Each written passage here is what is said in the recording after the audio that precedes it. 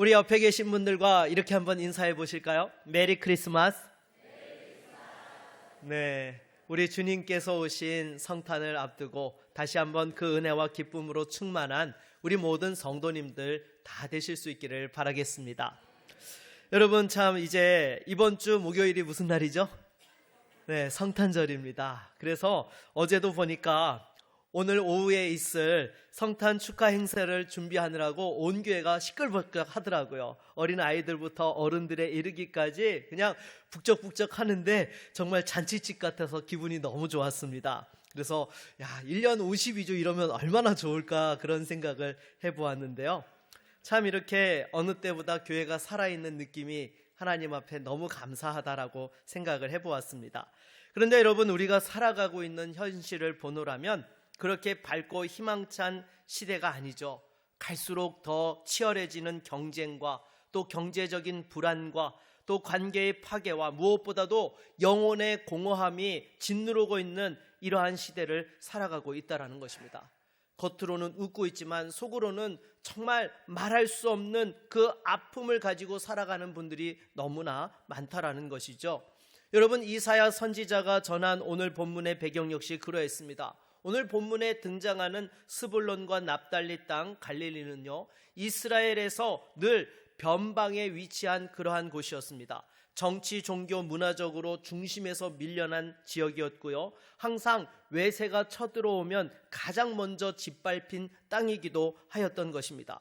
그리고 예루살렘 사람들이 볼 때에는 정말 별 볼 일 없는 그러한 사람들이었던 것이죠.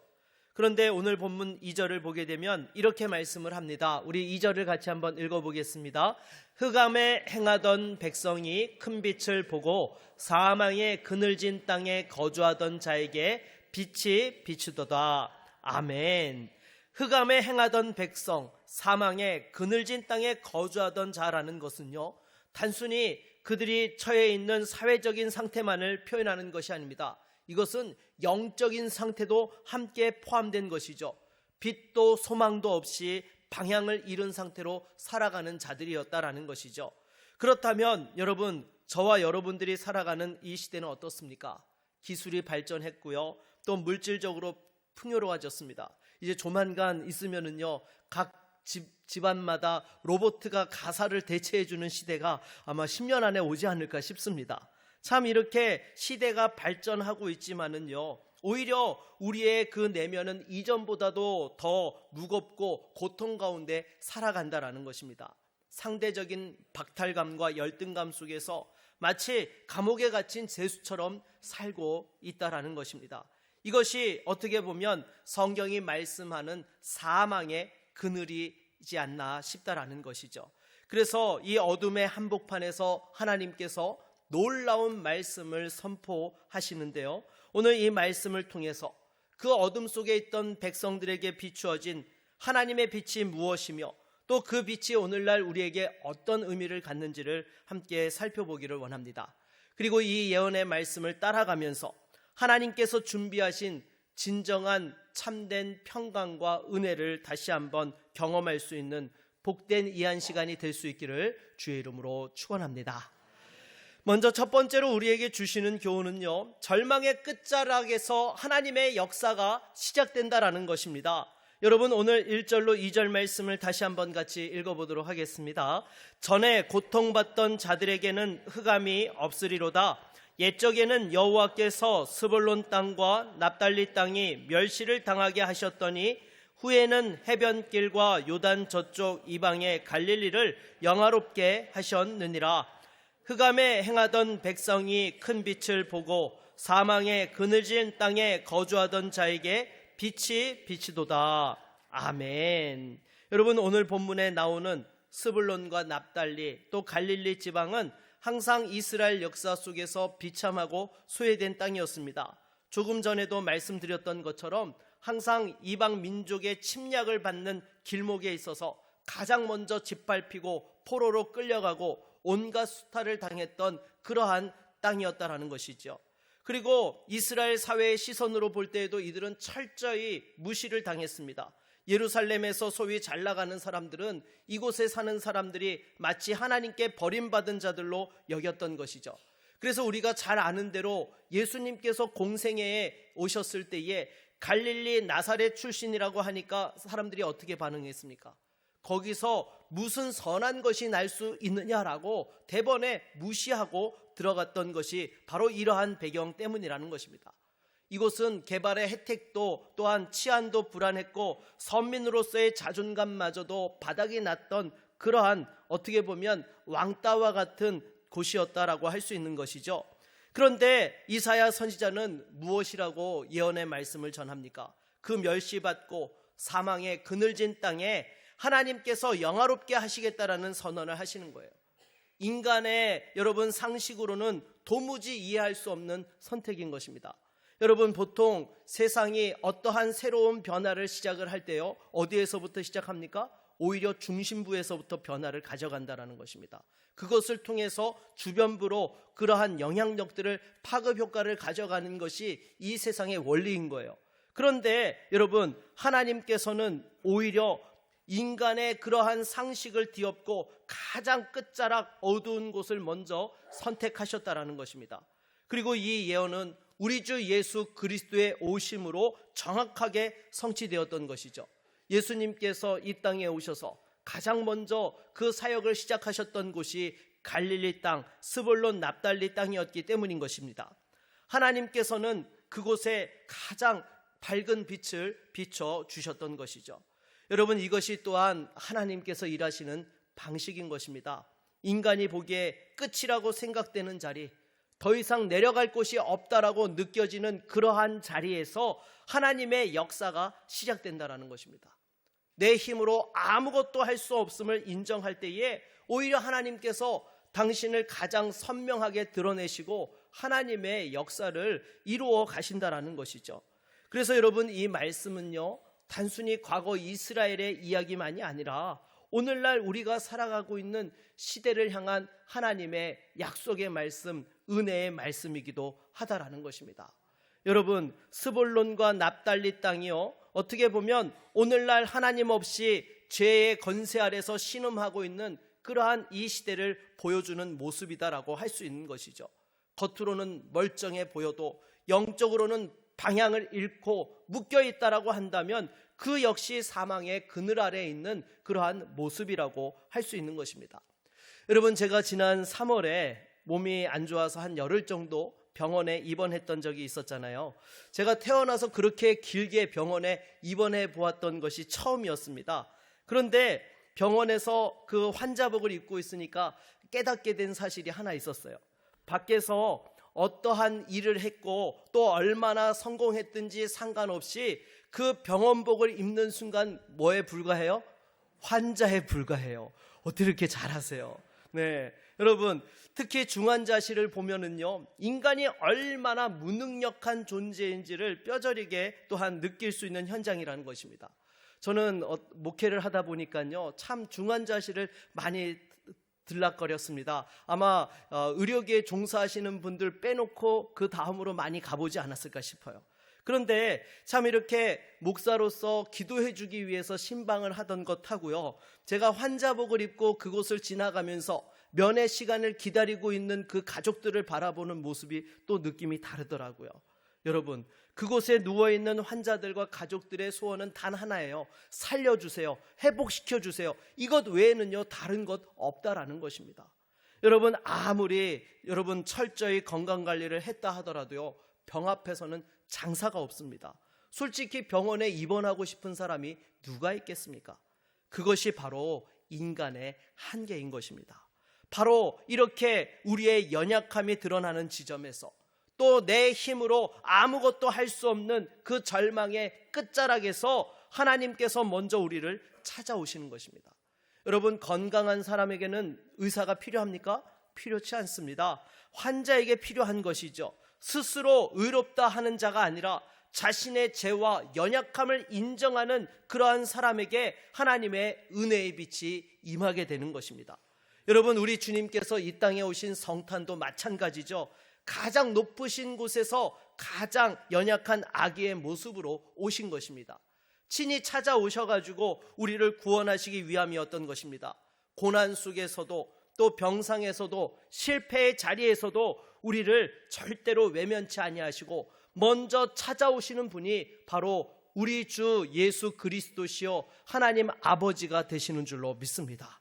그래서 여러분, 힘들고 어려운 자리에서요, 무엇보다도 하나님을 기대하고 그 은혜를 사모하는 우리 모두가 될 수 있기를 바라겠습니다. 우리 옆에 있는 분들과 이렇게 한번 인사해 볼까요? 하나님께서 먼저 찾아오십니다. 힘내세요.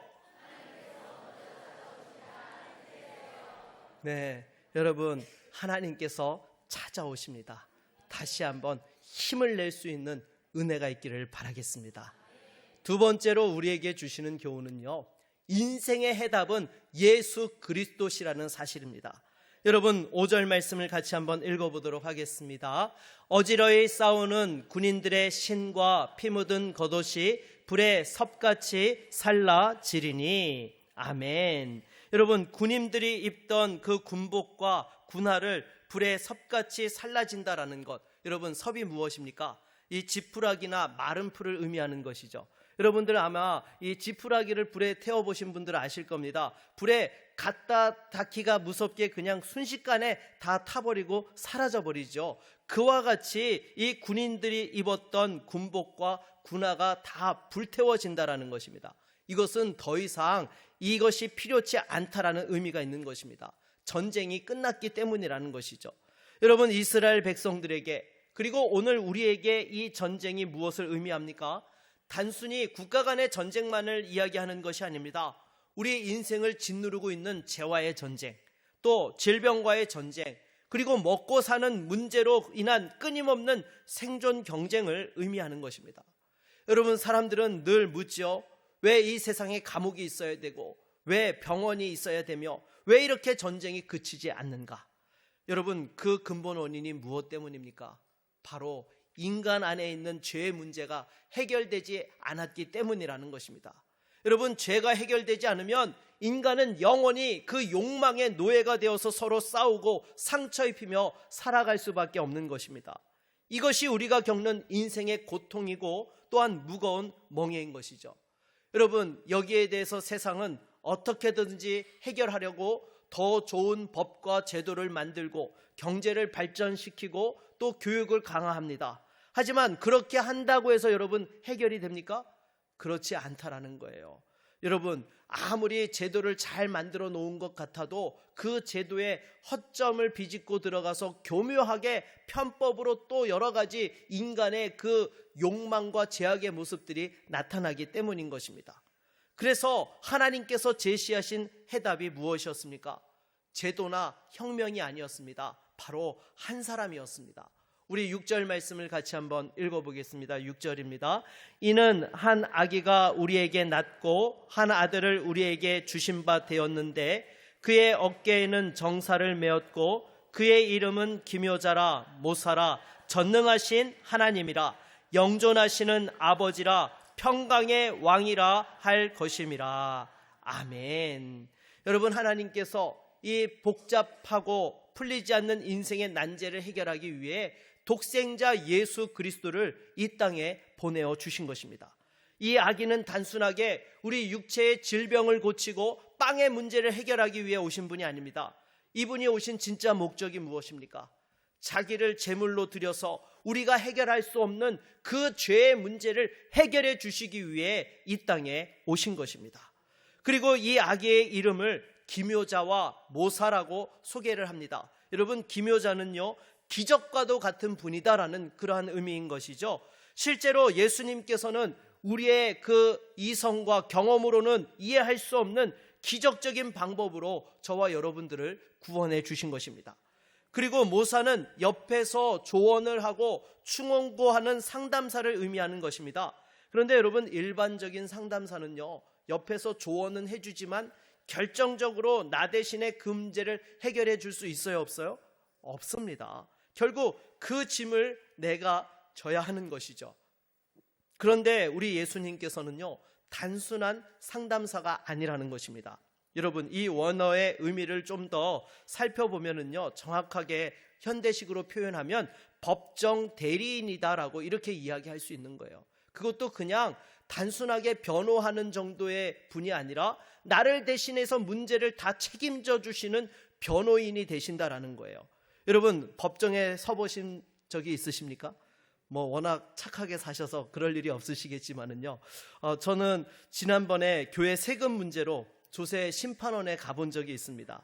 여러분, 당시 코로나 때문에 교회가 이 회의 소집을 못 해가지고 건축 기간이 좀 길어졌잖아요.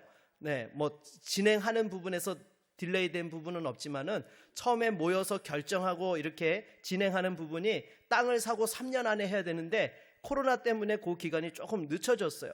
그런데 시청 세무과에서 그걸 문제 삼아서 1억이 넘는 세금을 교회에다 내라고 추징을 한 겁니다. 방역 지침에 따랐을 뿐인데 여러분, 그냥 세금을 내자니 여러분 같으면 내시겠습니까? 너무 억울해가지고요, 이 변호사의 도움을 받았던 것입니다. 가서 보니까요, 변호사가 저를 대신해서 필요한 서류를 다 이렇게 법적인 용어에 맞춰서 써서 제출을 하고 저 대신에 변론을 하고 모든 법적 책임을 방어를 해주더라고요. 여러분, 저도 나름 있게 좀 조리 있게 말하는 사람입니다. 네, 별로 인정을 안 하시는데요. 근데 여러분, 저는 그래도 법정에 가서 제가 아주 조리 있게 말을 잘할 줄 알았어요. 근데 이 법정 앞에 서니까 긴장이 되더라고요. 제 말을 잘못하는 순간 얼마가 날아가요? 1억이 날아가요. 그러니까 이게 말을 하는 게 생각보다 쉽지 않더라고요. 그래서 변호사가 필요하구나라는 부분들을 제가 느꼈는데요. 사랑하는 여러분, 바로 예수님께서 그러한 분이 되신다라는 것입니다. 우리는요, 여러분, 마지막 날에 다 하나님의 심판대 앞에 서야 될 사람입니다. 그러면 우리가 평생에 지었던 그 죄의 목록들이 쫙 다 이렇게 펼쳐지면서 거기에 대해서 사탄이 참소를 할 때에 우리가 두려워 떨 수밖에 없는 것이죠. 그때에 예수님께서 우리를 대신해서 십자가 보혈을 증거로 제시해 주시는 것입니다. 하나님, 맞습니다. 이 사람이 지금 이러한 모든 죄를 다 지은 것 맞습니다. 하지만 제가 이 사람의 죄값을 이미 다 십자가에서 치렀습니다. 그러니 이 사람을 자유케 해 주십시오라고 그렇게 완벽한 사면을 받아내 주신다라는 거예요. 여러분, 이것이 바로 복음인 것입니다. 예수님의 이 변론 덕분에 우리를 짓누르던 그 모든 죄의 멍에가 꺾여진 것입니다. 사망의 권세가 깨어진 것입니다. 인생의 가장 큰 전쟁이 끝난 것입니다. 사랑하는 여러분, 지금 풀리지 않는 인생의 문제로 답답해하고 계십니까? 또 도저히 답이 없다라 느껴지는 벼랑 끝에 계십니까? 여러분, 무엇보다도 진정한 해답이신 오직 예수 그리스도를 만날 수 있기를 바라겠습니다. 여러분, 나를 위해서 이 땅에 오셔서 십자가에서 죄값을 치르시고 지금도 하늘 보좌 우편에서 우리를 변호하고 계시는 그 예수 그리스도를 의지할 수 있기를 바라겠습니다. 그분을 의뢰할 때에 우리 인생의 모든 사건들을 담당해 주시고 참된 평화와 또한 승리를 허락해 주시는 것입니다. 우리 옆에 있는 분들과 이렇게 한번 인사해 보도록 하겠습니다. 예수님이 당신의 완벽한 해답이십니다. 네, 여러분, 누가 해답이시라고요? 네, 예수님이 여러분의 완벽한 해답이 되십니다.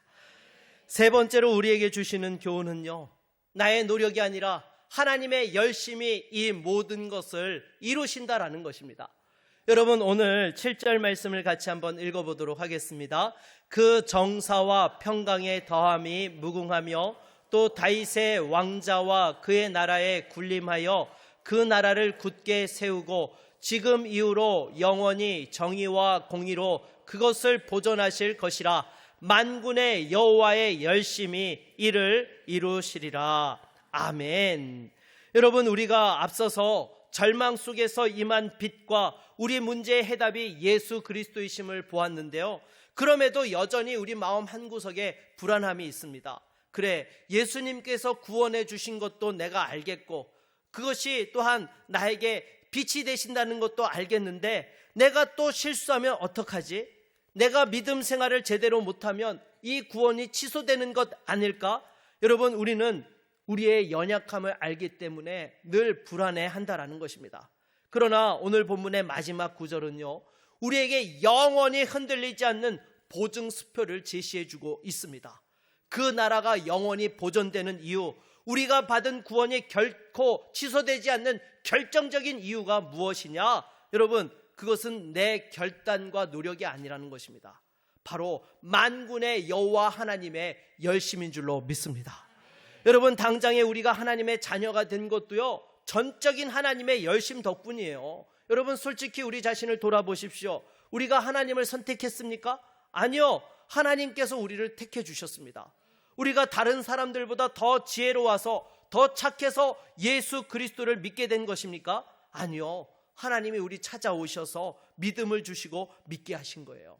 전혀 믿음으로 살 생각이 없었는데 성령으로 감동해 주시고, 때로는 고난을 통해서 하나님을 바라볼 수밖에 없도록 우리를 몰아가셔서 그 가운데 믿음을 갖게 해 주신 것입니다. 그리고 그 믿음으로 살 때에 또한 칭찬해 주시고 상을 주세요. 이것이 바로 하나님의 방식인 것입니다. 여러분, 많은 사람들이 신앙생활을 하면서 내가 무엇인가 하나님을 위해서 드린다라고 착각을 합니다. 내가 기도를 많이 했으니까 응답해 주실 것이라고 생각합니다. 내가 봉사를 많이 했으니까 복을 주실 것이라고 생각을 합니다. 아니요, 여러분. 그렇게 생각하면은요, 그 모든 것은 다 자기의 의의를 지금 자랑하고 있는 것입니다. 여러분, 기도조차도 그렇습니다. 내가 기도를 많이 해서 하나님이 감동하셔서 응답하시는 것이 아니죠. 이미 하나님께서 응답하시기로 작정하셨기 때문에 우리 마음에 그 기도의 소원을 불어넣어 주신 거예요. 그래서 기도도 내 열심의 결과가 아니라 그 하나님의 열심이 내 안에서 작동한 증거일 뿐이라는 것입니다. 그런데 여러분, 우리가 조심해야 될 것이 하나 있는데 무엇인가 하면 바로 이 하나님의 사랑을 너무나 당연시 여기지 말아야 된다는 거예요. 여러분, 자녀들을 키우다 보면은요, 이 자녀들이요, 부모의 사랑을 너무 당연시 여기는 모습들이 있다라는 것입니다. 당장에 저희 집만 하더라도요, 저희 월요일 날 되면 용돈 주는 날이거든요. 그러면 차를 타고 가면서 월요일 날 제가 학교에 태워다 주면은요, 뒤에서 저희 아이가 엄마한테 용돈을 달라고 이야기를 합니다. 그러면서 지난번에 용돈 주기로 했는데 얼마 안 준 것, 이렇게 다 기억을 해가지고요, 한 달치를 다 소급해서 청구를 합니다.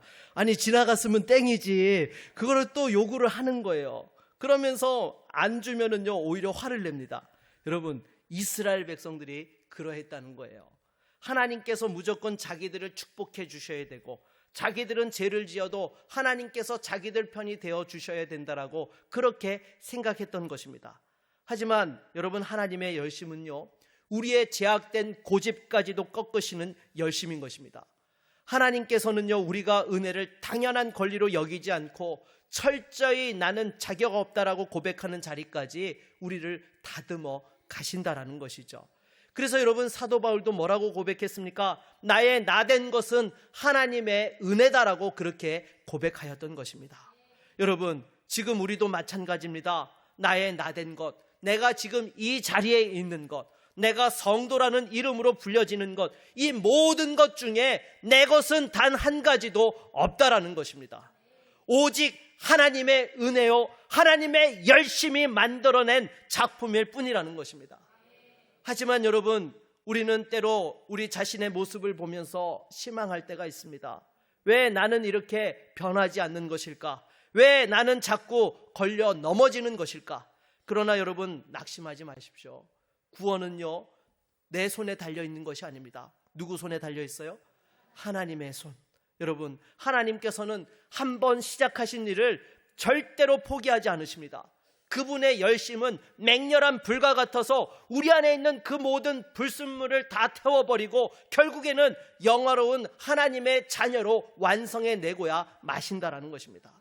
여러분, 이번 성탄에 아기 예수님을 보내시기까지 우리를 포기하지 않으신 그 하나님의 사랑과 열심을 다시 한번 신뢰할 수 있기를 바라겠습니다. 여러분, 내 노력은 멈출 수 있어도요, 우리를 향한 만군의 여호와 하나님의 열심은 영원히 멈추지 않는 것입니다. 우리 옆에 있는 분들과 이렇게 한번 인사해 보도록 하겠습니다. 하나님의 열심이 당신을 절대로 포기하지 않습니다. 네, 여러분, 하나님이 포기치 아니하시는데 왜 우리가 포기합니까? 다시 한번 그 약속의 말씀을 붙들고 담대하게 승리할 수 있는 우리 모두가 될 수 있기를 바라겠습니다. 말씀을 맺도록 하겠습니다. 여러분, 이사야 선지자의 예언의 말씀을 통해서 우리에게 오신 예수 그리스도가 누구이신지를 함께 살펴보았는데요. 세상은 여전히 스불론과 납달리, 갈릴리처럼 어둡습니다. 경쟁은 치열하고 경제는 불안하며 또 여러 가지 우리의 몸과 마음은 때로 병원복을 입은 환자처럼 연약하기 그지없습니다. 스스로의 힘으로는 이 흑암을 걷어낼 능력이 우리에게 없습니다. 그러나 여러분, 절대로 절망하고 포기하지 마십시오. 그 절망의 끝자락에서 하나님이 일하시기 시작하시기 때문인 것입니다.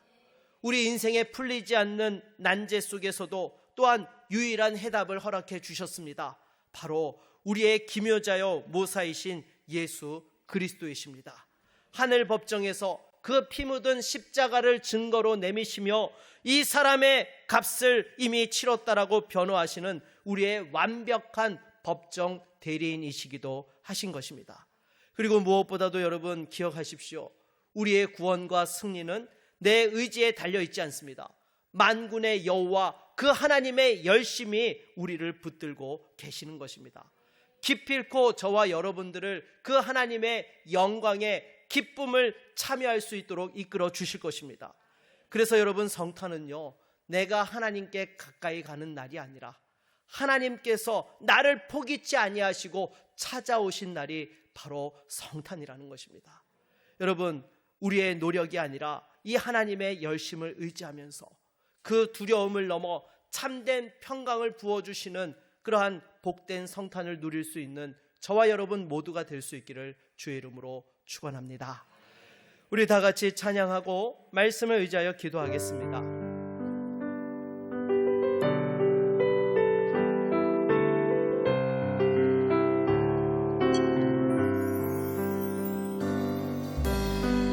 당신은 영광의 왕, 당신은 평강의 왕, 당신은 하늘과 땅의 주, 당신은 정의의 아들.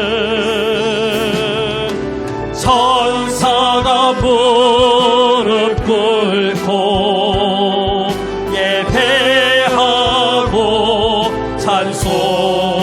찬송하는 영원한 생명 말씀. 당신은 예수 그리스도. 호산나 다윗의 자손께, 호산나 다윗의 자손께, 호산나 불러 왕 중의 왕. 높은 하늘의 영광을 예수 주 내시려. 당신은 영광의 왕, 당신은 영광의 왕, 당신은 평강의 왕,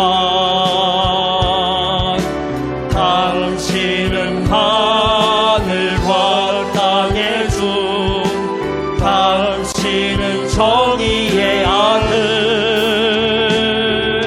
천사가 무릎 꿇고 예배하고 경배하는 영원한 생명 말씀. 당신은 예수 그리스도. 호산나 다윗의 자손께, 호산나 다윗의 자손께, 호산나 불러 왕 중의 왕. 높은 하늘에, 높은 하늘에 영광을 예수 주 내신. 호산나 다윗의 자손께, 호산나 다윗의 자손께, 호산나 불러 왕 중의 왕. 높은 하늘의 영광을 예수 주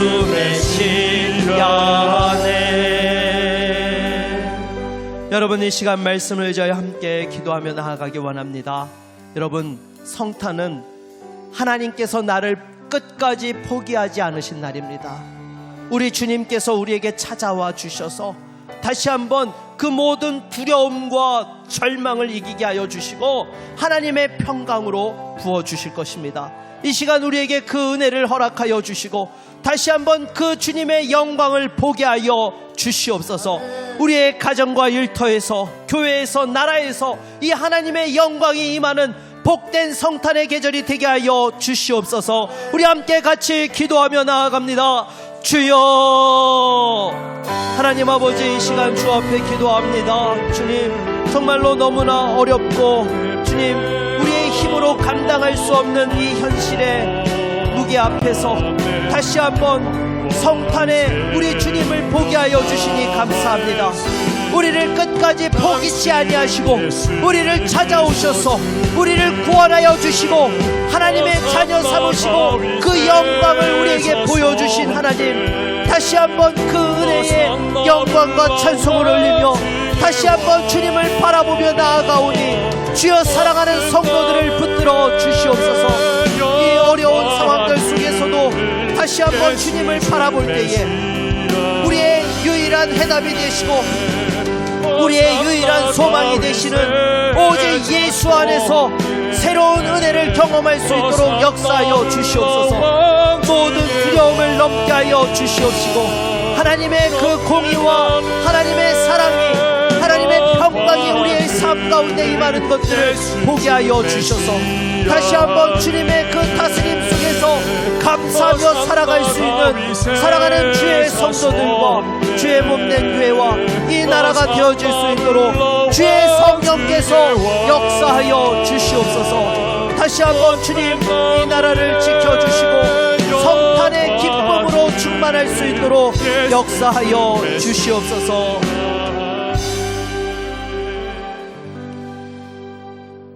예수 그리스도의 이름으로 기도드립니다. 아멘.